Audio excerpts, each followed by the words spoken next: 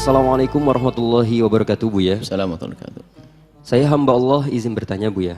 Yang sering terjadi di masyarakat kita adalah bapak ibu hanya memiliki rumah yang ditempati saja, sehingga sepeninggalan bapak yang sudah wafat, maka rumah yang ada tersebut dibiarkan ditempati oleh ibu. Jadi anak-anaknya nggak tega untuk segera menjual rumah peninggalan bapak tersebut untuk dibagi waris. Apakah sikap anak-anak seperti ini termasuk berdosa? Mohon jawabannya, Buya. Terima kasih. Wassalamualaikum warahmatullahi wabarakatuh. Salam. Baik. Jadi memang ada kasih sayang seorang anak kadang seperti itu. Sehingga maka kami maklum itu dari makna kasih sayang. Cuman harus dibenahi cara berpikir tentang makna kasih sayang. Umum seperti itu. Sehingga biasanya begini. Kalau ayah meninggal dunia, diajak membagi waris, mereka nggak mau. Kenapa? Ibu masih hidup, jangan dibagi dulu. Sebetulnya tanpa sadar dia ngomong begini, biar ibu mati cepat. Dia tidak paham. Sebab hukum tidak begitu, tidak boleh bahasanya. Karena ibu berhak mendapatkan waris dari ayah dan anak mendapatkan waris dari ayah. Bahasanya selalu ibu masih hidup, terus kapan dibagi? Nunggu ibu mati. Iya, nunggu ibu mati. Na'udzubillah, ibu mati. Ya warisan dari ibu dong. Sebab kalimat-kalimat yang tanpa sadar di balik itu adalah makna yang dalam. Seorang anak, ibunya masih hidup, bapaknya masih hidup. Coba kalau Anda urusan waris ini. Seorang anak, bapaknya masih hidup ngomong, "Bah, mana jatah waris saya?" Ketahuilah dia adalah manusia paling kurang ajar sedunia dan di akhirat. Bapaknya masih hidup diminta waris. Jawab, memang yang mati duluan harus bapakmu. Bisa saja kau mati duluan, nak. Ini kan kurang ajar, minta waris kepada bapaknya. Tolong kalau ada anak begitu, tobat ini. Ini kurang ajar. Bapaknya masih hidup diminta waris. Berarti diam-diam sebelumnya dia mengharap ibunya bahwa bapaknya mati. Jahat tuh anak. Jahat tuh anak. Minta waris, tolong sengaja kami keraskan begini suaranya. Karena ada orang-orang yang nggak sadar itu, kurang ajar kepada bapaknya. Kalau minta hadiah, abah minta hadiah dong buatin saya ini. Sah minta hadiah, tapi kalau minta kalimat waris. Karena menuntut seolah-olah ada hukum waris harus memberi ayahnya. Na'udzubillah. Anak busuk, anak jahat. Nah, kasih sayang kadang muncul begini, punya rumah saja, ayah meninggal dunia, ada ibu, kemudian anak tidak tega, ya, anak tidak tega untuk ini. Oh bagus, anak-anakku semuanya, ketidaktegaanmu adalah dari hati yang baik.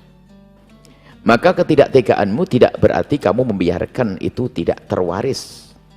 Maka caranya duduk bersama. Ada beberapa opsi. Karena rumah cuman segini, kamu ikrar semuanya, ini opsi pertama. Jatahnya anak semuanya tanda tangan. Bahwasanya dari semua ini kan cuman rumah kecil. Dari semua ini harus ada hitam di atas putih. Kalau tidak akan jadi permasalahan di kedepan hari. Opsi pertama adalah anak semuanya ikrar.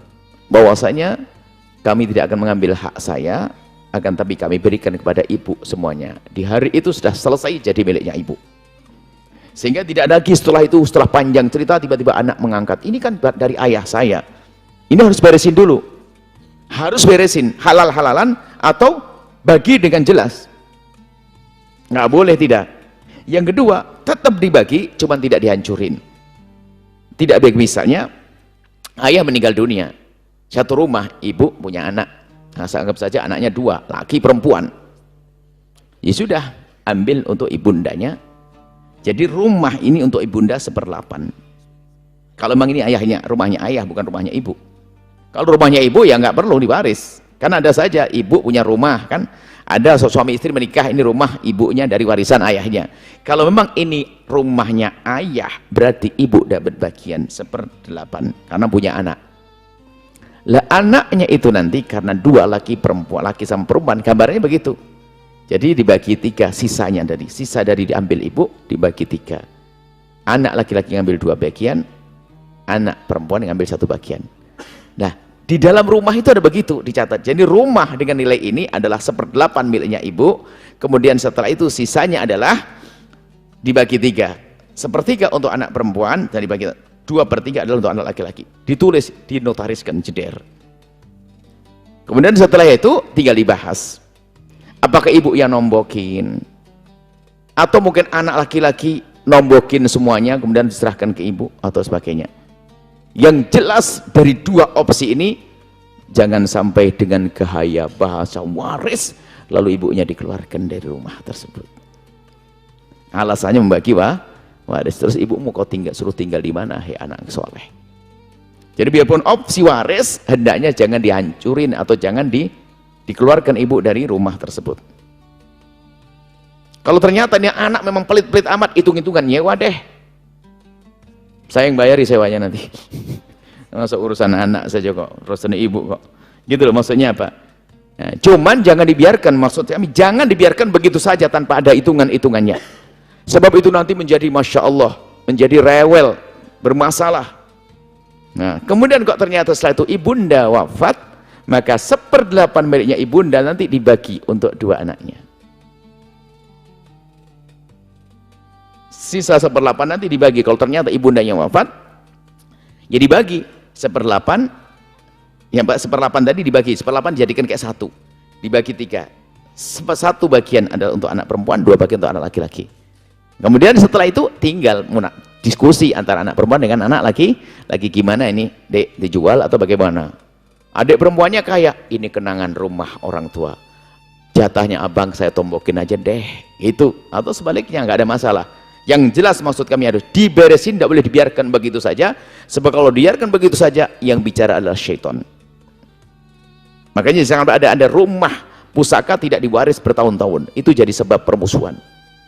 Sebab bersama berjalannya hidup macam-macam, ada yang lancar semuanya, mungkin kalau anaknya lancar rezekinya semuanya nggak akan mempermasalahkan rumah, tapi di saat ada yang nyungsep mulai muncul setan berbicara.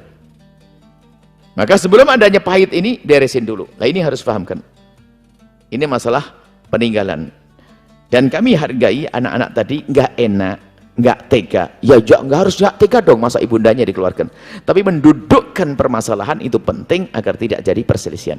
Setelah itu, setelah selesaikan, Kak, mulai saat ini sudah jelas ya, hakmu ada di sini dan sebagainya. Tinggal abang punya rumah atau belum? Ini apa belum? Kalau belum ya tinggal di sini sama-sama deh. Yang jelas, kalau seandainya aku mati, kau mati, siapa mati, jelas. Karena permasalahannya bukan di antara bertiga, ibu dan 2 anaknya, enggak. Bisa saja anak laki-lakinya mati. Loh, hak siapa ini? Jelas nanti pembagiannya. Jatah milik anak laki-laki akan diwaris oleh anaknya laki, cucu. Seperti itu. Maka mendudukkan masalah itu penting. Jangan dibiarkan, hei hamba Allah, membuat permusuhan di rumah. Jangan membiarkan warisan lama-lama tidak dibagi. Dan membagi bukan berarti harus mengeluarkan orang dari rumah. Membagi adalah mendudukkan permasalahannya. Kami sedih di saat didatangi hampir setiap saat orang masalah warisan. Na'udzubillah, neraka. Padahal warisan kalau diambil dengan benar akan menjadi sebab keberkahan dalam hidupnya. Karena dari orang tua yang mengumpulkan harta dengan jerih payah keringat dan niat dan cinta, diambil oleh anak dengan baik akan jadi berkah. Tapi si dasar anak busuk jahat mengambil dengan cara nggak benar, lihat sengsara hidupnya. Hati-hati ya Allah. Dan urusan warisan, ingat urusan warisan, jadilah engkau orang yang paling lembut dalam pembagiannya, paling lembut, paling istimewa. Jangan mengangkat suara, sebab suara yang kau angkat akan mengundang suara baru lagi, menjadi sebab permusuhan dalam keluarga. Jangan jadi setan, jangan jadi iblis, jangan jadi orang busuk. Saya wanti-wanti masalah warisan, jadilah orang yang paling lembut. Gimana baik menurut para ustadz saja. Kok kelihatannya sudahlah, kalau sudah yang ngomong ustadz guru selesai. Tidak usah prasangka buruk, jangan. Nah ini sudah mulai setan masuk. Wah barangkali aku dibohongi, ada ini nih. Ya, memang setannya banyak. Bukan saja orang kaya yang berebut waris, si fakir pun ternyata. Orang tua yang fakir nggak punya kekayaan banyak pun berebut. Sering kami sebutkan rebutan meja patah kaki dan tikar robek. Dan tidak pandang orang alim pun bisa saja berebut waris. Kiai meninggal dunia, punya anak ustadz muda rebutan kantin pondok, nggak habis-habis. Yang gede setannya, takutlah ya Allah. Orang berebut waris adalah ahli neraka, berjalan di atas bumi karena telah melakukan 3 dosa gede semuanya.